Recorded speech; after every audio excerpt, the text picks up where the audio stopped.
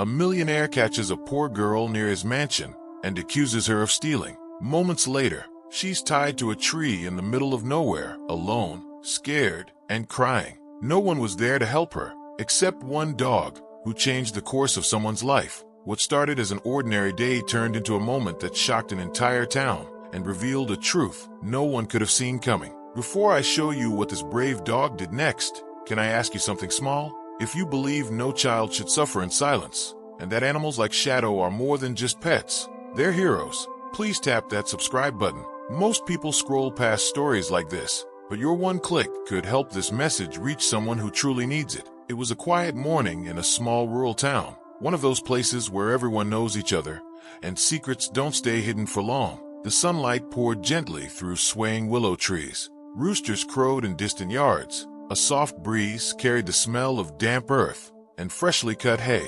On days like this, everything feels still, too still, almost like the calm before a storm. But in that peaceful silence, heartbreak was growing. Pain was stirring. Emma was 12, and she looked 10. Her frame was thin, a fragile thing that seemed almost weightless. Her hair was tangled, dry at the ends, stretched unbrushed for days. Strands of it fell into her face, brushing her dusty cheeks. She'd washed at the stream that morning, but the water didn't cool the weight of her exhaustion. Her clothes were faded. A gray t-shirt stretched over slim shoulders, patched in one corner, because her father had sewed on a scrap of floral fabric last spring. The jeans she wore didn't match. They were hand-me-downs, threads fraying at the knees and pockets. You could tell, with one glance, that she'd outgrown them long ago. Her shoes were worn clear through the soles. She walked by pressing her feet down flat, avoiding walking on throbbing heels. Each step was a soft thud on the dusty road, and if you'd heard it, you might have thought it was just another child going to school. But her pace was deliberate,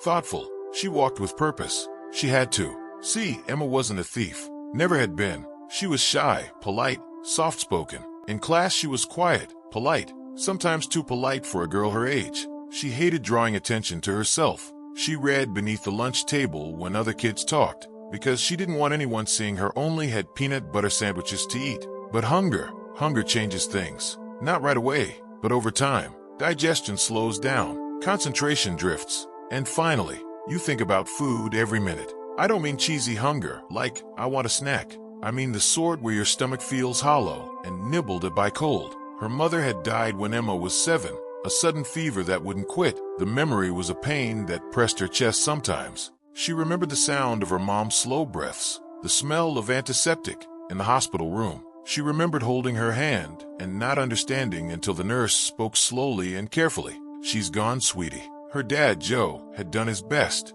A good man, honest, kind, with wide shoulders and soft eyes. He split wood, painted fences, cleaned barns, but work had dried up in that area over the last few months. The farmhouse they lived in was messy, dishes piled up. The fridge was empty except for a few scraps of cheese. Bills came in the mailbox, thick envelopes with legal stamps. Emma tried to help. She clipped coupons, saved coins, even sold cupcakes to neighbors. But none of that covered 2 months without pay. They'd gone without food for days. No dinners, no lunches, just a few stale crackers here and accidentally spilled milk there. Her father stayed quiet at night, sighing when he thought she was asleep. So Emma woke that morning aching with hunger. Cold emptiness clawed at her belly. She told herself, "Today, I'll find something. I have to." She put on her backpack. It had a hole patched in the bottom, and left before sunrise. She walked past neighbors' houses. Some left bowls of food out for stray cats. Emma touched that food.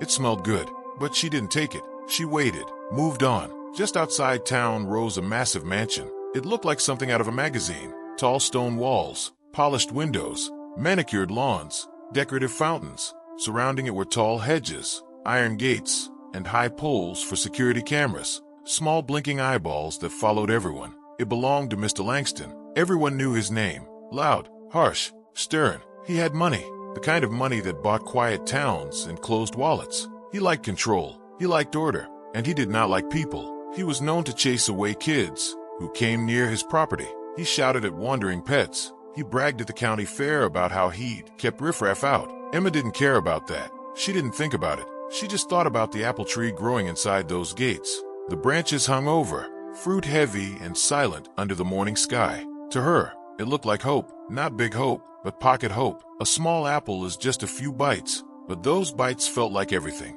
So she climbed over. She stepped through the hedge quietly, her heart pounding so hard she thought it might break through her rib cage. Her stomach flipped, her fingers trembled, but she pressed forward. When her shoes touched the grass, lush and green beneath her worn soles, she froze. She heard water trickling from a fountain somewhere inside the fence. She heard distant music playing from speakers. She heard birds chirping in that perfect, private paradise. And there, just a few feet away, hung apples, dozens of them, bright red, thick-skinned, untouched, glistening with early morning dew. She took one, just one, then turned to run before anyone noticed. But time twisted in that moment, because Emma froze again. She heard something, a footstep on stone, a voice, cold, rough, "Hey!" It bellowed loud enough to echo. Emma dropped her breath. Terror paralyzed her limbs. She turned. There stood Mr. Langston, arms crossed, eyes hard, glaring. His robe was thrown open, revealing expensive slippers and a half-eaten sandwich in his hand. He spoke slow, vicious. "You think you can just walk onto my property and steal from me?" Emma tried to speak. She opened her mouth, but words tangled. He cut her off. "I've got security cameras. I know what happened. You're a thief." Her throat burned. She shook her head. "Please, I'm so hungry. I'm sorry. I didn't mean." He sneered. "Hungry? Hunger's not a free pass to steal. But I see you don't care about respect or laws. You only know how to take." "Tie her to the tree," he called. Emma's eyes went wide. "Please, no, don't." He grabbed her arm. She yelped. Her knees scraped on the gravel. When he dragged her, she dropped the apple. She didn't even try to stop him. He was bigger, stronger. He dragged her past fountains, past cameras, into a wooded area behind the estate. It wasn't a deep forest, but enough trees to block view, enough shadows to leave things unseen. He found a small clearing, root-filled ground, mossy tree trunks, a thick rope from his shed. He tied it around her wrists, tied her ankles. She trembled so hard the tree's bark felt sharp through her thin jeans. "Let that teach you a lesson," he growled. "Get out of here before I press charges." He stood back, arms crossed again. Emma's breaths came quick and ragged. Tears ran down her face. She trembled. She touched the rope. It cut into her wrists. He turned to go. "Thank me later," he called over his shoulder. Then he left her, alone. She squeezed her eyes shut, whispered Dad like a prayer. Her legs burned. Her arms ached. The woods were silent. Just birds, distant wind, a few scurrying squirrels. Her brain spun with questions. Will Dad come? Will anyone? She tried to call out. No sound. She tried again. Soft voice. Choked. She screamed louder, but no footsteps came. No voices answered. No cars passed. She was alone. That's when the forest felt so cold. The canopy blocked sunshine enough to chill. Her tears felt icy. Hour passed. Maybe less. She didn't notice time. Couldn't tell if it was still morning or close to noon. She thought about the apple. It lay on the grass, untouched. She didn't even want it now. Not after what happened. Her mind raced. She thought of Dad. He would kill himself over this. She'd let him down. She'd gotten so desperate. She moaned. She cried. She prayed. Then she heard a sound. Soft. The crack of a twig. She looked up. At first she saw fur. Brown and black. Then big paws. Muscular legs. A lean body. A German shepherd. He stepped into the clearing. Calm. Watchful. He stopped a few feet away. His eyes locked on Emma. Then he looked at the tree. Then back at Emma. She shouldn't have been surprised. This dog wasn't attacking. Just watching. She whispered. "Please help me." He cocked his head. Then walked closer. Not growling. Not barking. Her arms ached so much she couldn't raise them. She watched him stop right by her. Felt soft fur brush her shoes. Felt his warm breath. She shook. She asked again. "Help me." He nudged her hand gently. Soft but firm. Reminding her she wasn't alone. Emma put her head on the tree. Closed her eyes. Fell silent. The dog sat beside her. Quiet. Guarding. In that moment, Emma realized something. Animals see truth. No judgments. No bets. No grudges. They just know what's real. She traced his fur. Felt the warmth. For the first time since she was tied, she didn't feel completely hopeless. Still, the challenge loomed. She was trapped. Tied to a tree. No food. No water. No help. No safety. But Shadow, the dog, he had seen everything. And he wasn't leaving. Emma looked up at him. "Don't go," she whispered. He didn't. Shadow sat still. Alert. Listening. Surveying. Deciding. And not a moment too soon. Because someone was coming. But not yet. And that made it worse. Because every second she stayed there, tied, cold, alone, with only a dog for company. In that forest clearing, her challenge was simple to state: survival, escape, hope, but it felt impossible. Rope cut her skin, hunger gnawed, fear froze her bones. What would come next? Could a dog save her? Or would the forest swallow her tears and stories and leave nothing behind? Because secrets don't stay hidden forever. And by now, the sun was moving, shadows shifting. A storm of something, guilt, justice, hope, was building. Emma stared at the dog. He stared back, and silence fell. Jacob reached for his pocket knife with shaking hands. His fingers fumbled slightly as he sliced through the thick rope that bound Emma's arms and legs. Her wrists were red and raw where the rope had dug into her skin. She winced as the final loop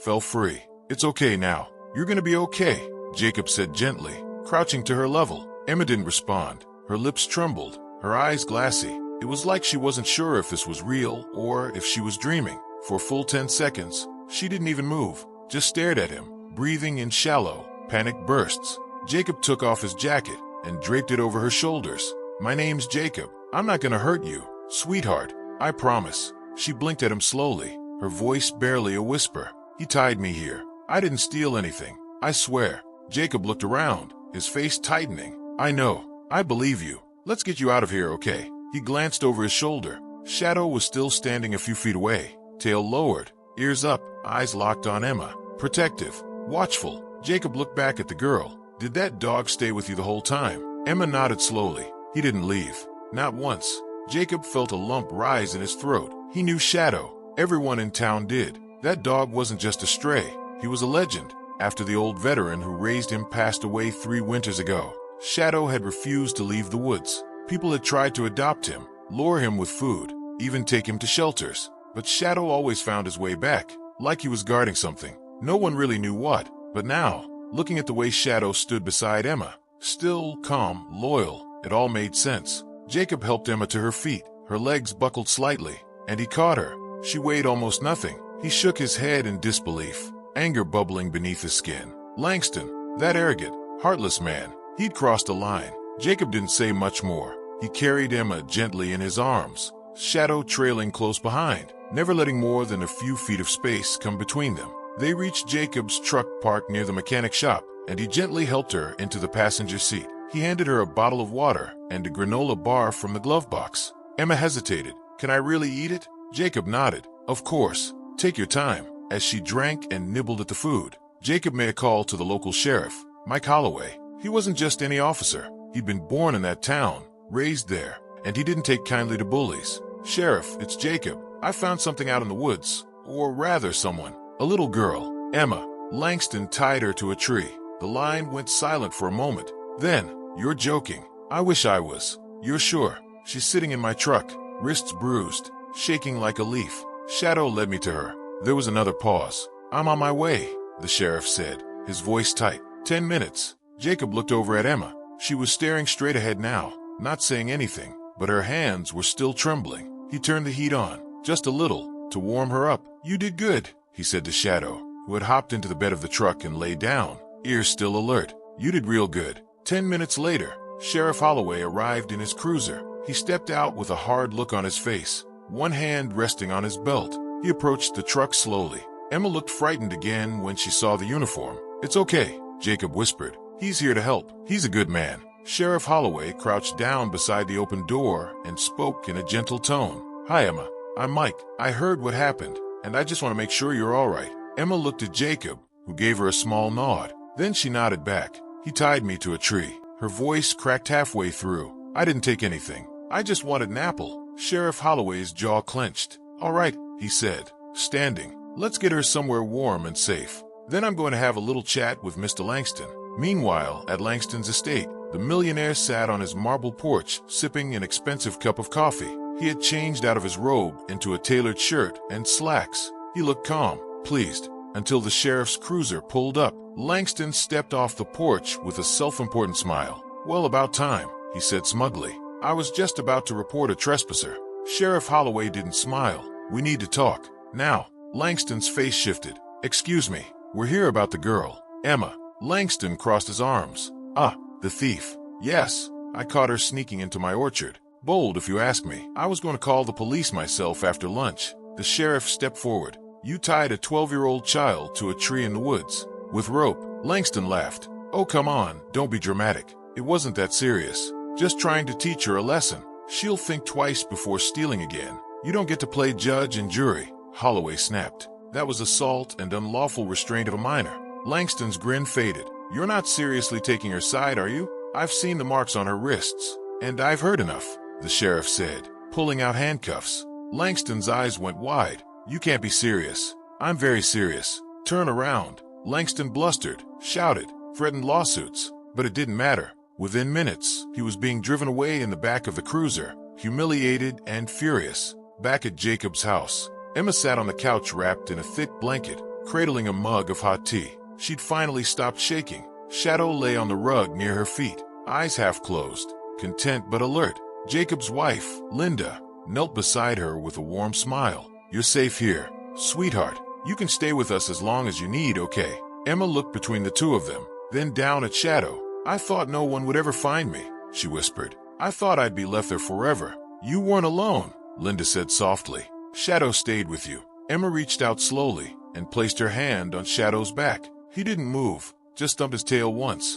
I didn't even call for him, she said. He just knew. Jacob smiled. That's just who he is. Later that evening, after the sheriff gave his full report and child services arrived to check on Emma's case, Jacob stood on his porch looking out at the fading sun. Shadow sat beside him, silent. You knew she was in trouble, Jacob said. Shadow looked up at him. You saw it all and ran for help. He knelt down and scratched the dog behind the ears. You're not just a dog, you know that? Shadow didn't answer, but somehow, it felt like he understood. And inside the house, Emma, finally warm, full, and safe, curled up on the couch and whispered, "Thank you." The sky was still painted with streaks of gold and orange. When Emma woke up the next morning, she was curled up on a soft couch, wrapped in a warm fleece blanket that smelled faintly of lavender. For a moment, she didn't remember where she was. She blinked, confused. Her fingers curled around the edge of the blanket like it was her only anchor. Then she heard soft footsteps. Linda appeared in the doorway, holding a steaming cup of cocoa. She smiled gently. "Morning, sweetheart. You slept all night. That's a good sign." Emma sat up slowly. Her limbs ached a little, especially where the ropes had bitten into her wrists and ankles. But for the first time in what felt like forever, her stomach didn't hurt. She didn't feel cold. She didn't feel afraid. She looked around the small, cozy living room. Family photos on the wall. A crocheted Afghan draped over a chair. The smell of something baking in the kitchen. And in the corner, Shadow lay quietly, his head resting on his paws. His eyes were half-lidded, but the second she moved, he lifted his head, alert. "You okay?" Linda asked. Emma nodded slowly. Is he still in jail?" Linda's expression softened. "Yes, honey, he is. Sheriff Holloway says he won't be getting out anytime soon." Emma's eyes filled with tears, not out of sadness, but relief. Not just for herself, but for every scared, voiceless person who'd ever been made to feel small, like their pain didn't matter. She looked over at Shadow. "He stayed with me, the whole time." Linda knelt beside her. "He's something special, isn't he?" Emma nodded, brushing her fingers along Shadow's fur. "He's not just a dog," she whispered. "He's a hero." Meanwhile, in town, the courthouse was stirring. Local news outlets had caught wind of the story. A rich man tying up a starving girl in the woods? That kind of cruelty didn't stay quiet for long, even in a place where people usually minded their own business. Outside the station, reporters gathered. Cameras clicked. Sheriff Holloway stood before a podium with a stern face and steady voice. "Mr. Langston has been charged with unlawful restraint, child endangerment, and assault. His actions were not only cruel, they were criminal. And let it be known, no amount of wealth or influence will protect someone who harms a child in this town." The reporters asked questions, but the sheriff answered only one more. "And the dog?" one woman asked. "Is it true he found the girl?" The sheriff smiled faintly. "That's right. His name's Shadow. He didn't just find her. He stayed with her until help arrived, like any good officer would." By afternoon, word had spread across town. At the grocery store, a teenage cashier named Kelly whispered, "Did you hear? That dog saved a girl." At the barbershop, Mr. Toomey, who had been cutting hair for 40 years, grunted, "I always knew Langston was a snake, but that's evil." Even at the school Emma used to attend, before her dad pulled her out because he couldn't afford supplies, teachers were talking about her. "She was always so quiet," Mrs. Dawson murmured. "Never once caused trouble, and he did that to her." But as the town simmered with anger and support, Jacob and Linda were focused on one thing: helping Emma heal. That evening, the sheriff dropped by with a social worker named Miss Haley. She was kind, with gray hair pulled back in a bun and glasses that made her eyes look twice as big. She sat across from Emma, offering her a gentle smile. "I just want to talk, if that's okay. You're not in trouble, sweetheart. We just want to understand." Emma nodded hesitantly. Miss Haley took out a notebook. "Can you tell me what happened? In your own words?" Emma's hands twisted in her lap, but then she felt a warm nudge against her arm. Shadow. He'd moved beside her, resting his head in her lap. She breathed slowly, and then she spoke. "I was hungry, really hungry. I hadn't eaten in 2 days. Dad didn't have any money. I didn't know what else to do." Tears welled in her eyes. "I saw the apple tree. Just one apple. That's all I took. I wasn't trying to steal. I was just so hungry." Miss Haley nodded, listening intently. Emma's voice trembled. "He caught me," he yelled. "He didn't listen when I tried to explain. He just dragged me down the path to the woods. He had this rope and..." Her voice broke. "He tied me to a tree, like I was nothing." Jacob and Linda exchanged a glance, their jaws tight. Miss Haley leaned forward, and Shadow. Emma looked down at the dog. "He found me. He stayed with me. He didn't bark or growl or anything. He just knew." Miss Haley closed her notebook. "Thank you, Emma. You're very brave." Across town, something unexpected was happening. People were dropping off bags of groceries at Jacob's porch. Cards, clothes, even toys. They didn't ring the bell. They just left things quietly. A note inside one of the bags read,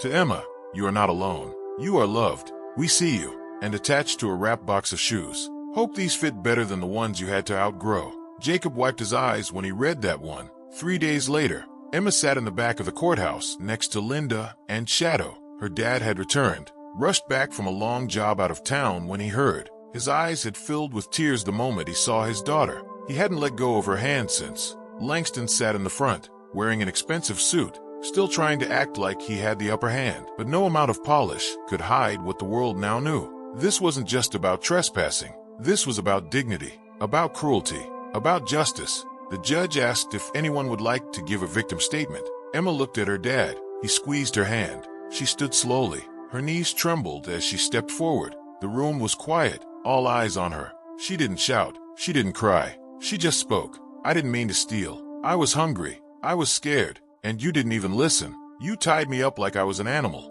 She turned to face Langston.